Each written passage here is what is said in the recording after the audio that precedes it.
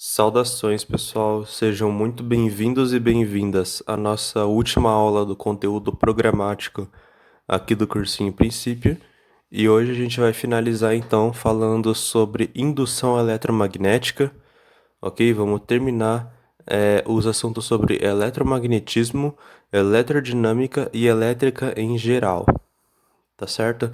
A gente nisso, né, também vai estar concluindo a grade básica da física clássica.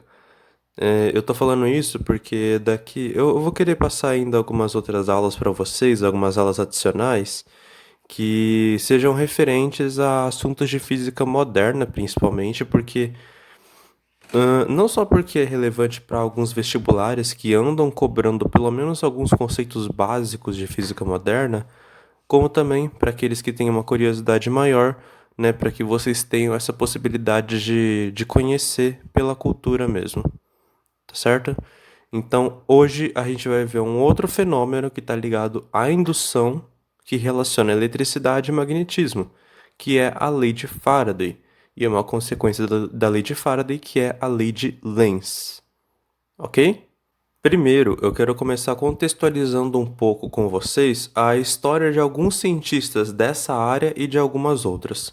O motivo para isso é porque o fundo de cada pesquisador, né, o, basicamente as condições que cada um, sobre as quais cada um estavam submetidos, impactam diretamente em como esse pesquisador contribuiu para com a ciência, tá certo?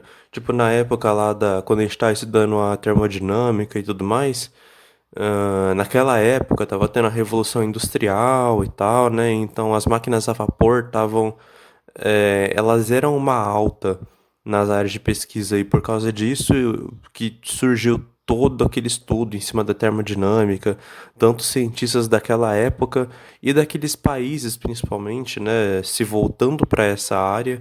E assim a gente tem para todas as áreas da ciência, basicamente, ok?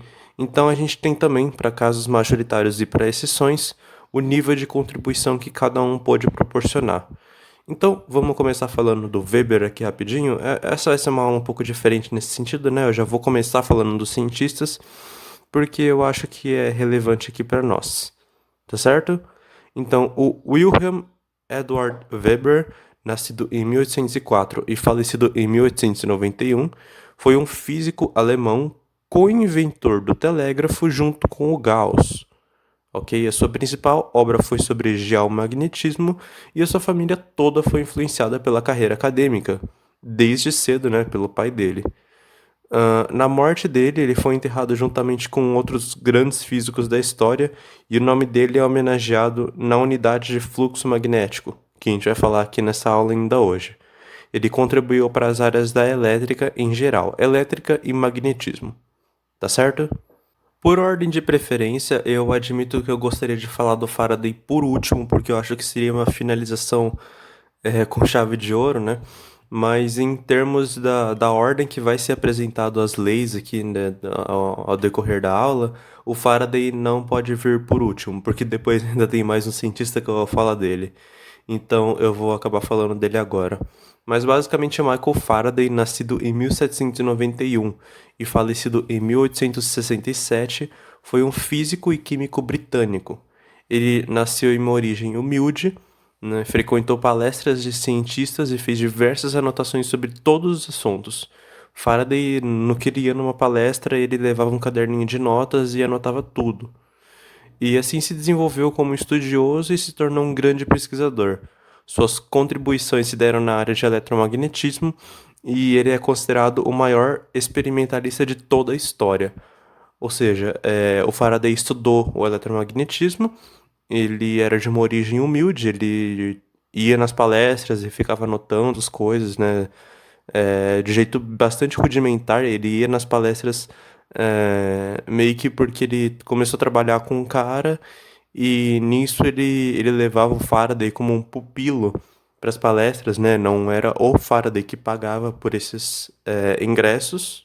E no final das contas, ele acabou se desenvolvendo como pesquisador de uma tal forma que ele hoje não é à toa que ele é considerado o maior experimentalista de toda a história. As contribuições dele foram simplesmente gigantes e ele nunca saiu de um laboratório. Ao mesmo tempo, também ele nunca parou para estudar a física e a matemática do jeito que nós estudamos. Ele não conhecia todo o ferramental direito, né? Algumas coisas que são razoavelmente básicas da matemática ele não entendia, ele não sabia porque ele não havia frequentado escola para saber dessas coisas. Então, as descobertas dele eram basicamente experimentais, né? Assim, puramente experimentais.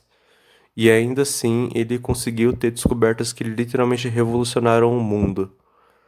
É curioso que ele foi de tamanha importância que o Einstein, que foi um dos maiores físicos também da história, ele tinha o retrato de três físicos no escritório dele. E um deles era o Faraday. Então, vale ressaltar que realmente esse cara aí foi bom. E por fim, aqui pela nossa ordem cronológica, a gente vai falar do Heinrich Friedrich Emil Lenz, ok? Nascido em 1804, falecido em 1865. Dá pra ver que todos eles nasceram mais ou menos juntos, né? Ele nasceu no mesmo ano que o Weber, inclusive. O Lenz foi um físico estoniano homenageado duas vezes. Primeiro pela letra L de indutância, é uma grandeza que eu não falei com vocês aqui, e de fato não era relevante falar com vocês sobre isso, né, nesse momento que vocês estão, mas a letra L de Lenz foi homenageada nessa unidade de medida, né, pelo nome dele, e também na lei fenomenológica que leva ao nome dele, Lei de Lenz, formulada em 1833, que é o que eu vou falar com vocês aqui hoje nessa aula. Ele viajou o mundo e fez descobertas em eletromagnetismo, bem como também teorizou a lei de Joule junto do próprio Joule, né? Então aqui a gente tem uma certa diferença entre os cientistas. O Lenz ele era bastante rico, ele podia viajar bastante, né? E por isso ele acabou tendo bastante oportunidade de fazer essas descobertas. O Faraday, por sua vez, ele não teve acesso à educação, por exemplo, então as descobertas dele eram basicamente experimentais, sem todo o rigor teórico e tudo mais, o que não é um demérito, porque como é bem homenageado, né, devidamente homenageado como o maior experimentalista da história, né? Então, à toa não é, né? E também o Weber, que tinha uma condição razoável, e aí acabou tendo as suas oportunidades de contribuir para a ciência também. Tá certo? Então, vamos dar procedimento aqui e vamos começar a falar justamente do que leva o nome do Weber na sua unidade. Tá certo? Vamos falar de fluxo magnético. A gente vai definir o fluxo magnético porque a gente precisa dele para estudar a lei de Faraday. Tá certo? Vamos considerar uma região de área A por onde se passa um campo magnético B. A gente tem que o fluxo magnético vai ser dado como as linhas de campo que passam por essa área, ok? Então vai ser igual a B vezes A vezes o cosseno de θ. E que θ é esse? É o ângulo que se forma entre as linhas de campo magnético que estão atravessando essa área, tá certo? E esse vetorzinho aí da área, toda área, basicamente, ela pode ser definida por um vetor específico. E é um que sai da área perpendicularmente, tá certo? O ângulo que é formado entre esse vetor perpendicular da área e o vetor das linhas de campo magnético, esse é o θ que vai ser usado aqui na nossa equação, tá certo? E assim, então, a gente tem a nossa definição sobre o que seria o fluxo magnético. Para quem tem alguma dúvida ou curiosidade, essa letra grega aqui se chama φ, ok? O subíndice B é para se referir que é sobre o campo magnético por si só. E fazendo uma breve análise dessa equaçãozinha aqui, a gente tem que o fluxo vai ser máximo quando a área ela estiver perpendicular às linhas de campo. Nesse caso aqui, ela teria que estar assim, ó, em linha reta, na vertical. Porque daí ela ia ter uma quantidade de linhas uma quantidade maior de linhas atravessando ela. Quase que eu conjugo o verbo errado. E, e matematicamente a gente vê isso, porque é o seguinte, se ela estiver na vertical, significa que esse vetor dela aqui vai estar justamente na horizontal, ok? paralelo às linhas de campo magnético, que também estão na horizontal. Então, o cosseno do ângulo vai ser o cosseno de zero, né? Porque não vai formar nenhum ângulo entre elas. E o cosseno de zero é 1, ok? Ou seja, isso daqui vai estar, quando ela estiver na vertical, ela vai estar assumindo o seu valor máximo, tá certo? Só uma breve análise dessa equação, não é, só para talvez ajudar a contextualizar um pouco melhor. Belezinha? E por que é importante que a gente fale do fluxo magnético? Porque ele é importante para que a gente estude a lei de Faraday, tá certo? O Faraday deduziu em um dos seus experimentos que uma corrente induzida poderia ser gerada por um campo magnético que esteja variando. Na verdade, aqui não é nem necessariamente um campo magnético, mas sim um fluxo magnético. Eu já vou explicar detalhadamente aqui o que isso quer dizer. Tá certo? Então, vamos primeiro parar e estudar um pouquinho o que está dizendo nesse primeiro tópico. Uma corrente induzida. Poxa, mas antes não era a corrente que induzia um campo magnético? Como assim agora um campo magnético, um fluxo magnético está induzindo uma corrente? Pois é, pessoal. Antes a gente tinha aqui, pelas leis de indução magnéticas, né, basicamente, uma corrente elétrica de fato estava gerando um campo. E isso acontece, realmente. Mas, pela lei de Faraday, ele mostrou que o contrário também acontece. A variação de um fluxo magnético gera uma corrente elétrica, tá certo? Essa variação poderia ser da fonte do campo ou de qualquer outro tipo, tá certo? O que importa é que, se a gente fizer o fluxo magnético variar, vai surgir então em algum corpo, em alguma região ali, né, próxima desse campo, uma corrente elétrica induzida, tá certo? E que região especificamente é essa? Bom, esse é o ponto de referência da nossa variação, tá certo? A área tida em questão para determinar o fluxo magnético naquela região, ok? É uma coisa que eu vou mostrar para vocês com mais detalhes, especialmente, né, no exercício que a gente vai fazer, mas basicamente o ponto que a gente vai estar analisando essa corrente induzida aqui é o ponto que a gente vai estar estudando a área em questão, tá certo? Que área? Bom, é essa área aqui que o fluxo magnético estiver variando, ou a área por si só também estiver variando, né? E o que eu queria, só antes de pular para o próximo slide, explicar para vocês é que aqui não necessariamente é campo magnético, tá certo? Isso aqui estaria um pouco melhor escrito se tivesse fluxo magnético, porque o que importa é que o fluxo varie. Se o fluxo variar, aí a gente vai ter uma indução elétrica. Mas o fluxo não é composto apenas pelo campo magnético, ele é o campo vezes a área. Ou seja, o conjunto campo e área deve variar, não apenas o campo, tá certo? Vocês podem ver matematicamente aí por que eu estou falando isso, né? Porque se o campo varia de uma certa quantidade, mas a área varia da mesma quantidade, só que inversamente, então o fluxo acaba sendo constante, né? Então, você dizer que o campo varia não é o suficiente. Precisa dizer que o fluxo magnético deve variar para que a lei de Faraday se mostre visível, tá certo? Logo, vamos definir então a equação que é determinada pela lei de Faraday, tá certo? Uma corrente elétrica, ela induz o campo magnético, como a gente viu. Um fluxo magnético variável induz uma diferença de potencial na região. Assim, a gente tem que uma diferença de potencial aqui, né? Eu escrevi como se fosse a notação da força eletromotriz, que também é válida, né? Porque a força eletromotriz é uma diferença de potencial.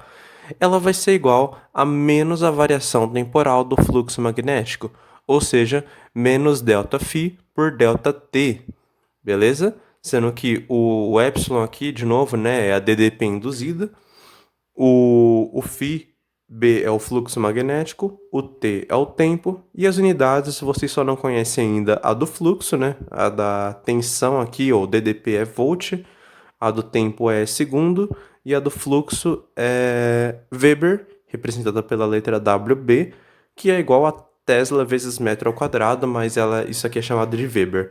Eu esqueci de colocar os parênteses aqui, os colchetes, na verdade, né? Mas eu vou colocar depois quando eu for enviar esses slides para vocês. belezinha? É importante vocês notarem que a equação da lei de Faraday, ela descreve que especificamente quando variar o fluxo magnético em função do tempo, vai haver uma diferença de potencial induzida. E isso não quer dizer necessariamente uma corrente induzida. Isso é uma coisa que eu principalmente vi quando eu estava preparando a lista dessa aula, mas é importante ressaltar isso por quê? Porque a corrente por si só, ela só vai ser induzida quando o circuito estiver fechado. Quando for um circuito aberto, pode existir diferença de potencial entre dois terminais, mas não uma corrente, né? Porque o circuito está aberto. Então é importante que vocês não associem automaticamente isso daqui com corrente elétrica, né? Vocês poderiam usar a primeira lei de Ohm aqui, substituir a DDP por R vezes I, mas isso só vai ser válido para quando tiver um circuito fechado. Tá certo? Quando tiver o circuito aberto, a gente vai dizer então que vai estar sendo induzida somente uma diferença de potencial, mas não uma corrente. Tá certo? Para que vocês entendam um pouco melhor esse fenômeno, eu já até coloquei essa imagem que vai ser útil tanto para a lei de Faraday quanto para a lei de Lenz, que a gente vai ver ainda nessa aula. Mas basicamente o que vocês têm aí é um ímã, ok? Ele tem um campo magnético que é constante, né? Ele está emitindo a uma taxa constante e ele vai estar sendo aproximado de uma espira. Ok, isso aqui é uma espira condutora. No que ele está sendo aproximado, bom, a área aqui da espira, né, definida pela circunferência dela, é uma constante, porque a espira não está variando seu raio, seu formato, nem nada do tipo. Então, o que estaria variando aqui é o fluxo magnético quando o campo magnético, né, e portanto o fluxo, quando a gente aproxima o ímã. Por quê? Pensem no efeito Doppler, por exemplo. O efeito Doppler, ele definia que as frentes de onda que iam chegar até você, elas iam variar conforme a quantidade conforme a velocidade da fonte ou do observador.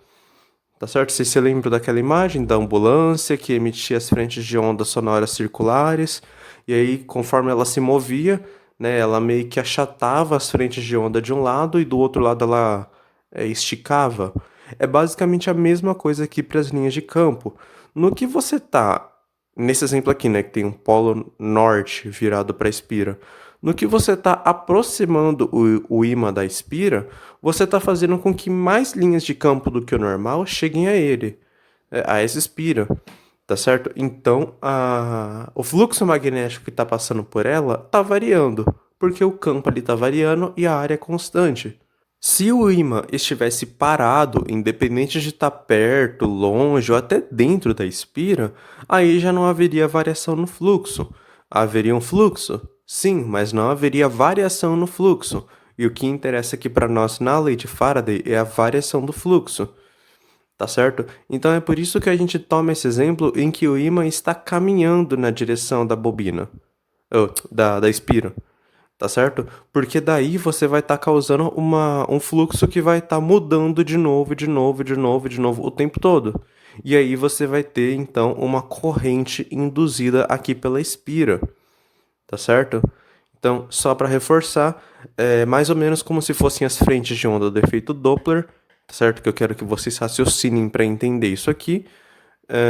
Pensem mais ou menos nisso, ok? Quando vocês estiverem pensando nas linhas de campo magnético, pensem em quantas, entre aspas, frentes de linha, né? Vamos chamar assim só. Isso não tá certo, mas vamos chamar assim só para vocês entenderem, né? Pensem em quantas, entre aspas, frentes de linha chegam a essa área aqui quando você faz essa fonte magnética se mover, tá certo?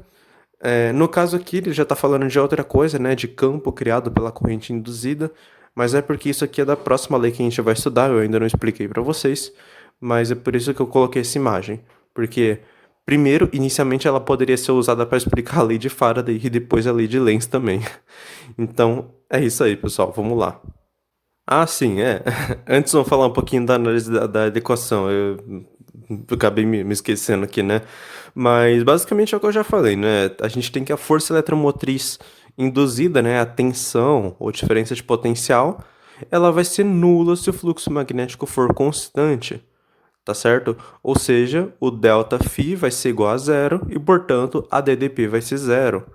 E se a variação se dá em função de outra grandeza que não seja o tempo, como o espaço, por exemplo, não vai haver DDP induzida, ok? Porque você dizer que ela está variando, que o φ está variando, mas que não é em função do tempo, né? Tipo, tá variando, sei lá, em função do espaço, por exemplo, não vai ser relevante aqui pra gente, porque você não vai estar especificando em relação ao tempo, tá certo? É em relação ao tempo que o φ precisa variar, né, sobre uma determinada área para que a DDP induzida exista, tá certo? Então é só uma breve análise que inclusive já tinha falado, né?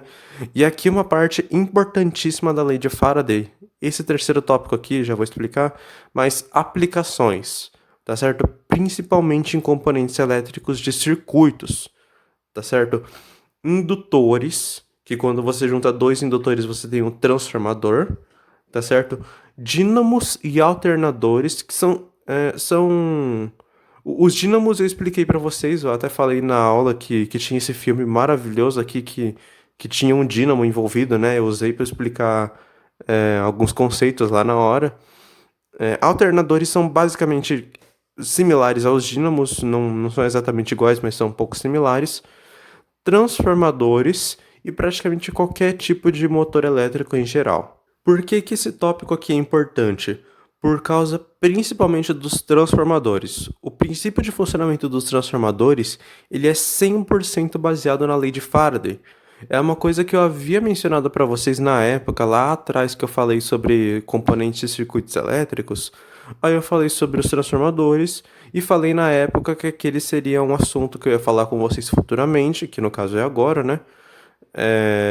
Porque aquele conceito vocês ainda não tinham o conhecimento básico para entender.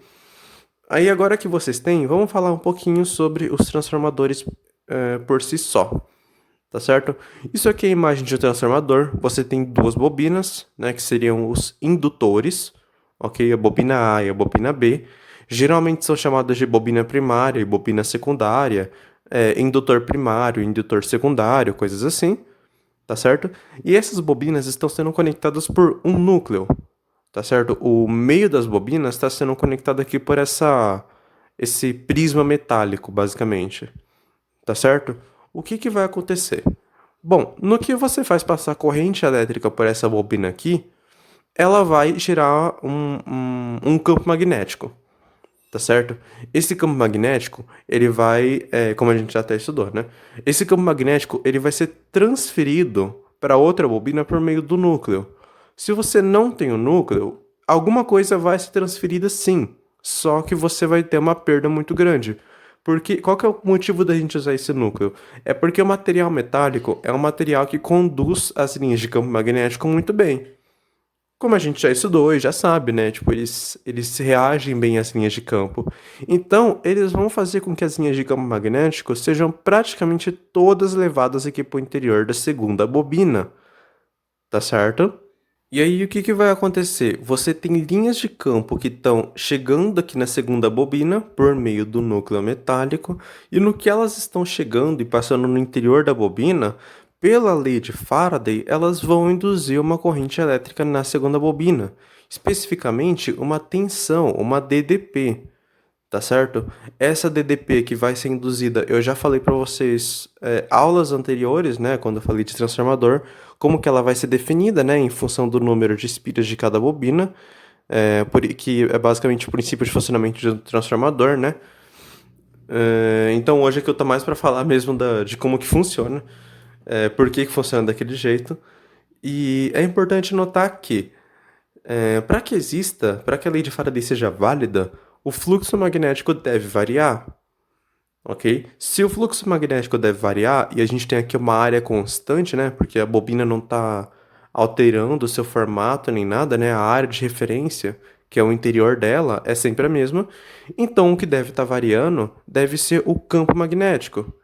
E se o campo magnético vai estar variando, significa que a nossa corrente não é constante. Tá certo? A corrente que está gerando o campo magnético aqui na primeira bobina não é uma corrente constante. E é uma coisa que é importante falar para vocês aqui. A corrente alternada é uma coisa que eu ainda não havia mencionado para vocês com grandes detalhes, mas é uma coisa que eu vou usar principalmente essa aula para falar com vocês sobre, tá certo? E a corrente alternada, ela é um tipo de corrente que ela não é constante, como o próprio nome diz. Antes a gente estava estudando só tensões que eram constantes, e pela primeira lei de Ohm a corrente também seria constante. Só que a corrente agora, ela vai mudar conforme o tempo. Tá certo? Eu vou dar mais detalhes disso no exercício dessa aula. O exercício dessa aula aqui está bastante completo e eu vou usar ele para explicar bastante sobre a corrente alternada por si só, ok? Mas eu já adianto para vocês que ela vai alterar conforme o tempo e eu vou mostrar para vocês como, ok? Então, vamos finalizar a parte da lei de Faraday e entrar então na lei de Lenz. A lei de Lenz ela é uma consequência direta da lei de Faraday. Quando um campo magnético está variando em uma região, né, o fluxo magnético, a corrente induzida ela vai ter um sentido que deve se opor à variação das linhas magnéticas. O que isso quer dizer? Vamos entender o princípio físico por trás disso. Você vai ter uma fonte que vai estar se movimentando. Eu vou até voltar nessa imagem aqui. Essa aí. Você vai ter uma fonte que vai estar se movimentando. Essa fonte tem uma energia cinética, tá certo? Pela lei de conservação da energia, basicamente, né? Essa energia mecânica que ela tem, que é a energia cinética, ela vai estar sendo transformada aqui, né? Tipo nessa espira, por exemplo, em uma corrente elétrica. Ou seja, energia mecânica se transformando em energia elétrica. E como que a gente observa essa conservação? Bom, essa corrente que vai estar sendo induzida aqui, ela vai aos poucos diminuir a energia cinética desse corpo, como era de se esperar de fato, porque a energia cinética dele, parte dela está sendo convertida em energia elétrica, né, aqui dentro na espira, tá certo? No caminho dela. Então, o que vai acontecer? A corrente induzida, ela vai girar um campo magnético por sua vez, tá certo? Não é mais o campo aqui da fonte, ela propriamente dita vai gerar um campo magnético que vai ser de sentido contrário à variação das linhas de campo que a fonte está girando aqui na espira, tá certo? Ou seja, é um campo que vai ser criado pela corrente induzida e o sentido desse campo ele deve se opor ao movimento sempre, tá certo? Basicamente a Inspira meio que faria com que isso daqui, é, em um caso de movimento, né, ele deva ser repelido nesse sentido aqui, ou se ele estiver se afastando, né, aqui ele está se aproximando. Caso esteja se afastando, ele deve ser atraído, tá certo?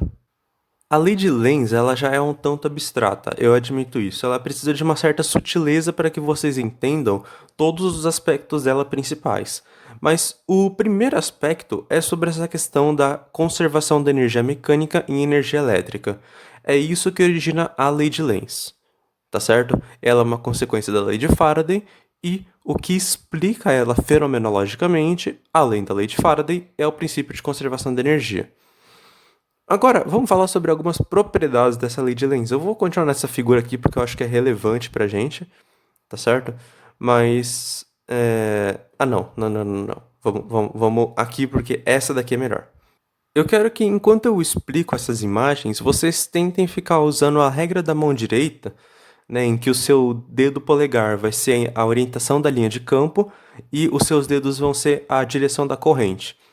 Tá certo? Eu quero que vocês usem o tempo todo enquanto eu explico para vocês tentarem imaginar o que eu estou querendo dizer. Tá certo? Vocês têm aqui um ímã e uma espira. Tá certo? A espira, como mostra esse vetor velocidade, ela está se aproximando do ímã. No que ela está se aproximando, as linhas de campo que estão passando do ímã dentro da espira, elas estão aumentando em quantidade. Tá certo? E no caso a espira está se aproximando. Então, vamos parar para pensar. O que acontece com a quantidade de linhas que atravessa, né, o corpo condutor, nesse caso aqui é uma espira, conforme o tempo, né? A indução de Lenz, ela deve se opor a essa taxa de variação das linhas, né? Entre aspas, assim, em um sentido. O que isso quer dizer? Significa que, se isso aqui está se aproximando, o número de linhas que está apontando aqui para a direita é cada vez maior. Então, a corrente induzida que vai ser gerada aqui vai ser uma tal que tente equilibrar isso. Então, ela vai gerar algumas linhas que estão apontando para a esquerda. Tá certo? Vocês podem ver isso pela lei da mão direita, pela regra da mão direita aí. Se vocês usarem nesse sentido da corrente que está sendo indicado aqui, vocês vão ver que o campo magnético gerado por essa bobina, ele vai estar apontando para a esquerda, em um sentido oposto, o que está de acordo com a previsão fenomenológica que a gente tem da lei de Lenz, tá certo? Se isso daqui vai estar se opondo a essas linhas de campo, então esse corpo aqui, esse ímã, vai ser repelido, que é o que a gente esperava. Por quê? Porque ele está se aproximando da nossa bobina, tá certo? Essa bobina pode ser uma espira, pode ser qualquer coisa, tá certo? Então, por causa da lei de Lenz, esse corpo aqui vai estar sendo repelido, belezinha? A lei de Lenz, ela não tem uma matemática tão explícita assim, mas o conceito fenomenológico dela é um conceito difícil, então é por isso que eu estou reforçando bastante a teoria dela aqui para vocês, tá certo? Tanto que a gente não vai ver equação sobre a lei de Lenz. Os exercícios que vocês vão ver sobre isso de vestibular são explicitamente teóricos e eu particularmente tinha um pouco de dificuldade nessa parte, então é por isso que eu estou tentando explicar de algumas diversas maneiras para que vocês entendam, tá certo? Já nessa segunda imagem aqui, vamos ver o que está mudando. O que está mudando é o sentido de movimento, tá certo? A bobina, ela está se afastando do ímã, ou o ímã está se afastando da bobina, né? Depende do seu referencial. E nisso, veja só, as linhas de campo, elas estão apontando para a direita de novo. Só que conforme ele vai se afastando, né? A bobina vai se afastando, cada vez menos linhas para a direita vão sendo captadas aqui pela região da espira, tá certo? Então, para que ela equilibre isso, né, pela conservação da energia, o que tem que acontecer? O sentido da corrente induzida deve ser tal que o campo gerado por essa corrente deve equilibrar essa variação das linhas de campo. Então, se você está tendo cada vez menos linhas de campo para a direita, né, conforme você caminha nessa direção aqui, então essa corrente induzida deve gerar um campo magnético que vai gerar deve gerar um campo magnético que vai estar apontando para a direita, justamente, tá certo? Como vocês podem ver aí pela regra da mão direita, as linhas de campo vão de fato estar apontando para lá. E aí vocês podem se perguntar, poxa, mas na situação de cima ela girou para a esquerda e aqui para a direita. Qual que é a diferença? A diferença básica é que aqui a bobina estava se aproximando do ímã e aqui ela está se afastando do ímã, tá certo? Se ela está se afastando aqui, né? Inclusive, vamos voltar lá para a teoria inicial da lei de Lenz, né? Se ela está se afastando do ímã, então ele deve ser atraído pela bobina, tá certo? Não quer dizer que ele de fato vai conseguir ser atraído, né? Mas pelo menos ela vai tentar puxar o ímã, tá certo? Justamente porque as linhas de campo geradas aqui vão ser tais que vão se conectar com as do ímã e vai fazer com que ele seja atraído. Ou seja, quando ele está se aproximando, ele vai ser repelido. Quando ele está se afastando, ele vai ser atraído. Essa é a sutileza da lei de Lenz, tá certo? E isso é uma coisa que vocês... por que eu tô falando com tantos detalhes assim? Porque eu particularmente não me lembrava disso. Mas quando eu tava fazendo a lista de exercícios de vocês, eu percebi que os exercícios que tentam fazer mais pegadinhas, eles invertem os polos. Eles fazem com que seja uma variação do polo sul e não do polo norte, né? Então, se vocês entenderem o conceito da lei de Lenz, vocês conseguem fazer essa situação para qualquer um dos dois polos. Porque a diferença básica é a orientação das linhas, né? Conforme o polo. Então, se vocês entendem isso, vocês conseguem fazer, tipo, todas essas perguntinhas aí sem assim, grandes complicações teóricas, digamos assim, né? Mas é basicamente isso. Em um resumo, né, o que vocês precisam O que eu acho que é mais genérico para vocês entenderem e formularem cada situação é, primeiro, essa questão da variação de linhas, né? O campo induzido ele deve se opor a essa variação de linhas. E segundo é o seguinte, quando o ímã, a fonte magnética, né, está se aproximando da nossa referência aqui, né? Nesse caso aqui é uma bobina, o polo girado pela corrente dela vai ser igual. Ou seja, ele vai repelir a fonte. Agora, quando está se afastando, o polo girado vai ser oposto, porque daí a fonte vai ser atraída magneticamente, tá certo? Nesse exemplo aqui que a gente tem da imagem, é, a gente pode dizer que o polo girado pela espira é um polo norte, e aqui que está sendo girado pela espira, na segunda situação, é um polo sul, tá certo? Por causa dessa orientação das linhas induzidas que eu falei para vocês. Beleza? Se vocês entenderem isso, vocês conseguem fazer todos os exercícios da lei de Lenz. Porque todos eles tentam fazer essas pegadinhas sobre o sentido do campo induzido. E o campo induzido pode ser entendido por basicamente esse conjunto de fenômenos e explicações que, na verdade, são tudo a mesma coisa, é tudo baseado na conservação de energia. E tudo isso junto, né, explica a lei de Lenz. Um efeito conhecido, direto desse fenômeno, é que com um tubo metálico estreito e um ímã pequeno, esse tubo metálico não precisa ser de um metal condutor. Quando a gente joga o ímã da altura do tubo, mas fora dele, o ímã cai na velocidade normal. Agora, quando a gente joga o ímã da altura do tubo por dentro dele, pela lei de Lenz, a velocidade de queda, né, do ímã dentro do tubo é menor. Ou seja, ele leva mais tempo para cair. Por quê? Porque forças magnéticas fazem com que ele levemente, né, esteja pendendo para o meio do tubo. Ou seja, quando ele está se aproximando, ele vai estar sendo repelido. E quando ele estiver se afastando, né, tiver uma parte meio de baixo do tubo, ele vai estar sendo atraído. Ou seja, vai ter força magnética o tempo todo se opondo ao movimento do ímã. Ou seja, ele vai cair mais devagar. Tá certo? Existem alguns vídeos no YouTube sobre isso, é muito curioso. E a primeira vez que eu vi isso, eu pensei, nossa, que coisa mágica. Mas não é magia, pessoal, é física. É basicamente isso. Então, a lei de Lenz, ela tem esse pequeno efeito conhecido aí, tá certo? Não necessariamente assim amplamente conhecido, mas mais genérico, né? Então, algumas considerações finais antes do nosso exercício aqui. Concretizou-se mais do que nunca a união da eletricidade com o magnetismo. Antes dessa aula aqui, a eletricidade gerava magnetismo. Agora também o magnetismo gera eletricidade, né? Então a união dessas duas áreas nunca foi tão consolidada quanto a partir da lei de Faraday, principalmente. Futuramente, isso aqui também viria a se fundir com a ótica, né, considerando as ondas como mecânicas ou eletromagnéticas, que é uma coisa que eu pretendo falar com vocês em uma das aulas adicionais que eu quero fazer a partir de agora, né?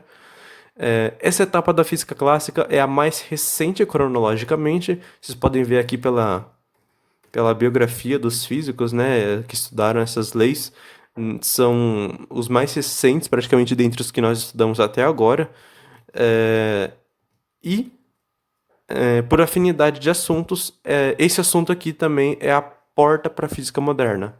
É por isso que geralmente se estuda eletromagnetismo como último tópico da física clássica, porque daí, cronologicamente, né, depois vem a física moderna, e ela tem muita afinidade de conteúdo com o eletromagnetismo.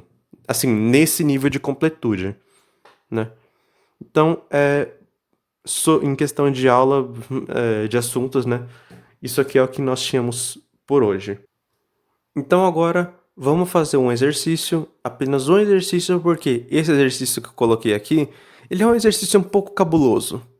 Mas é porque eu quero explicar bastante coisa no meio dele, e que porque, como é o último exercício das nossas aulas da grade, eu quis fazer uma coisa um pouco caprichada aqui para vocês. Ele não é difícil, mas ele é trabalhoso, tá certo? Então, vamos lá. Em um fio reto infinito, está passando uma corrente alternada com frequência de 50 Hz e pico de 10 A. tá certo? Eu vou o tempo todo passar para esse slide aqui, porque eu quero explicar para vocês o que que é corrente alternada, com detalhes, né? Ao mesmo tempo que eu faço o exercício. Então, vocês vejam que a corrente ela tem mais ou menos esse comportamento aqui, né? Uma corrente contínua, ela, do jeito que a gente está estudando, é essa daqui, ó. Ela não varia conforme o tempo, então ela é uma linha reta, tá certo? Nesse caso aqui é uma tensão, né? Pode ser adaptado para uma corrente, tanto faz, né? Agora, a alternada, agora ela já muda conforme o tempo, que é o que a gente está vendo aqui, né? Nesse caso aqui especificamente, ela está alternando conforme uma onda senoidal, que é o provavelmente que vocês vão ver mais, tá certo? Então, a corrente alternada, ela tem esse perfil inicial aqui. E quando eu falei que ela tem pico de 10 amperes, significa que esse ponto máximo que ela atinge é 10 amperes. Logo, já dando um spoilerzinho, né, do exercício, o máximo negativo vai ser menos 10 amperes. Mas eu vou explicar isso com o decorrer do exercício.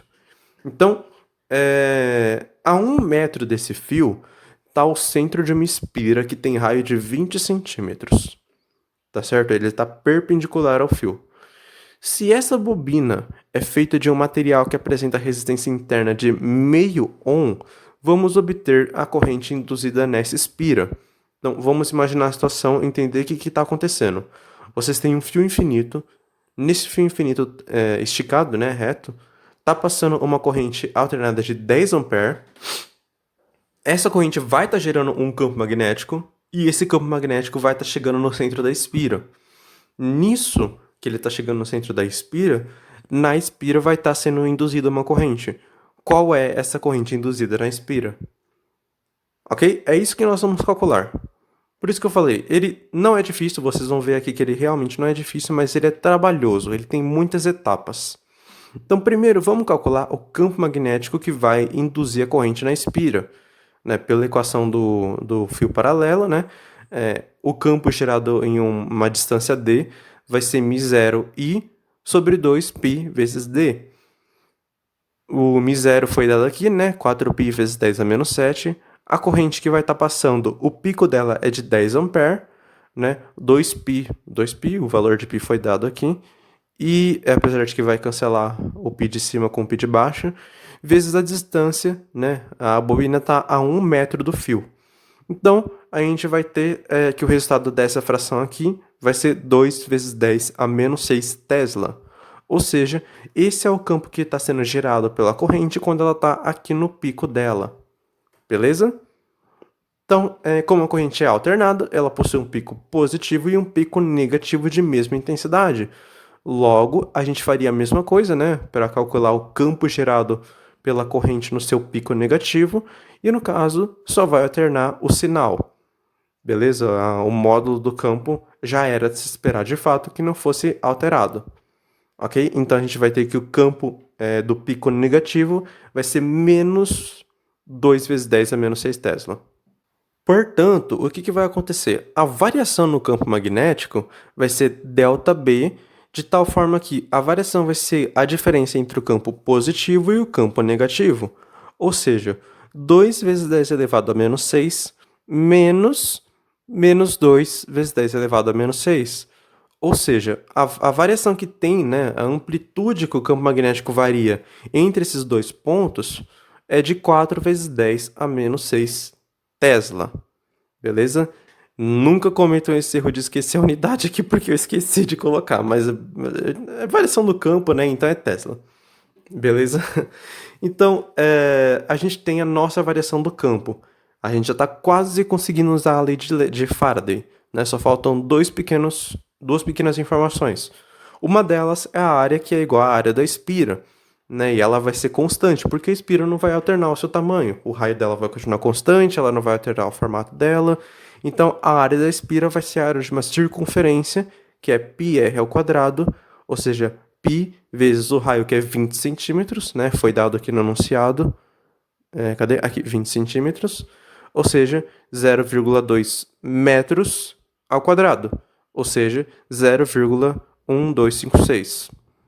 Tá certo? Porque o π vale 3,14, também está aqui no enunciado. Aí eu já substituí direto. É sempre importante vocês converterem para o sistema internacional, tá, pessoal? Porque as unidades aqui elas estão tratando de sistema internacional, Então vocês não poderiam ter feito essa conta com centímetro. Convertam para metro. Belezinha? Então, antes de aplicarmos a lei de Faraday, enfim, a gente só precisa de mais uma informação, que é a variação de tempo em que esse fenômeno aqui está acontecendo, né? Que ela está indo do pico positivo para o pico negativo. Ok? Vamos usar então, né? A gente tem a frequência de oscilação, foi dada aqui que tem frequência de 50 Hz. Então, essa frequência vai ser igual a 1 sobre o período de oscilação da onda. Lembram disso? Ou seja, o período vai ser 1 sobre a frequência. 1 dividido por 50, que é 0,02 segundos. Ou seja, para que uma onda completa seja dada, né, ela tipo vá daqui, suba, desça e suba até o meio de novo, ela leva 0,02 segundos. Só que vejam só, a gente está indo de um pico positivo para um pico negativo, de uma crista para um vale. Então, na verdade, não é uma onda completa, é apenas meia onda. Sendo só a oscilação de meia onda, né, meio período, portanto, o nosso tempo de oscilação vai ser o período dividido por 2, que é igual a 0,01 segundo. Tá certo? Não vai mais ser 0,02, porque esse é o período da onda completa. Ok? Aqui a gente está tratando de apenas meia onda, por esse motivo aqui, porque a gente está estudando a diferença entre os pontos positivo e negativo aqui. Por fim, então, pela lei de Faraday, a DDP induzida vai ser igual a menos a variação do fluxo magnético dividido pelo tempo que essa variação acontece, tá certo? Isso daqui seria o campo final menos o campo vezes a área, né, da situação final, menos o campo vezes a área da situação inicial, só que como a área é uma constante, então a gente pode reescrever isso como área vezes ΔB, tá certo? Sobre o intervalo de tempo, e o menos aqui também. Ou seja, o valor da nossa área a gente obteve aqui, 0,1256, a variação no campo a gente obteve aqui, 4 vezes 10 elevado a menos 6, e o tempo, 0,01 segundo, 1 vezes 10 a menos 2. E isso tudo vai dar aproximadamente 0,5 negativo vezes 10 elevado a menos 4 volt. Ou seja, a tensão que vai estar sendo induzida na espira é essa tensão aqui. Ok? Só que o exercício não está pedindo para a gente a tensão, está pedindo a corrente induzida. Então, ele deu que a resistência da espira é de meio ohm.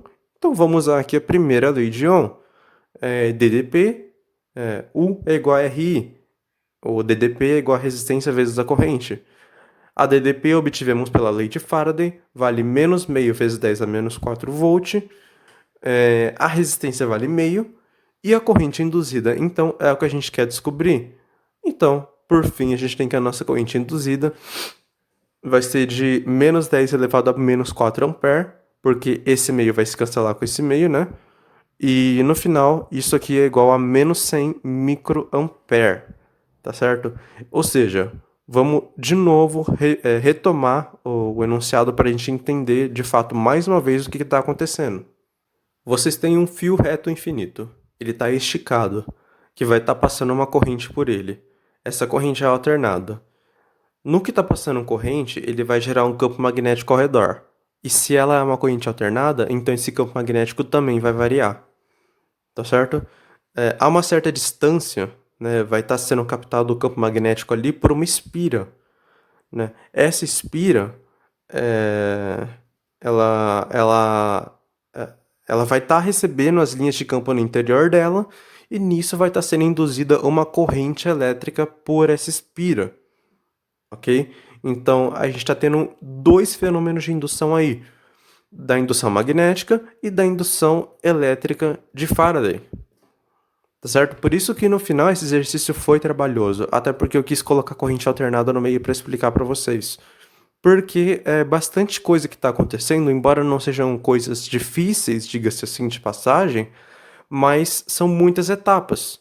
Então, é por isso que esse exercício acabava sendo trabalhoso, mas eu quis fazer uma coisa um pouco mais trabalhosa de fato para vocês talvez terem mais um momento aqui de treino, né? Um último momento de treino em conjunto aqui, né? Que vocês possam observar como que essas situações funcionam, né? Explicar a corrente alternada também, explicar como que a lei de Faraday, no caso de um transformador, por exemplo, né, só vai acontecer para a corrente alternada. A lei de Faraday precisa que exista a variação do fluxo, né? Se for um fluxo constante, ela não pode ocorrer. E é basicamente isso, pessoal. Essa é a nossa aula de hoje. Eu espero que vocês tenham gostado. Espero que vocês tenham entendido. Mas qualquer dúvida que vocês tenham, mais uma vez, vocês podem sempre mandar mensagem para mim, que eu vou estar sempre aqui para responder vocês. Tá certo? Não sei quando eu vou postar as próximas aulas adicionais. Então, para quem sentir que esse foi o último momento da disciplina, então um bom vestibular, imagino eu, né? Boas provas, boas festas e saúde para todos vocês. Tá certo? Então, até mais, pessoal.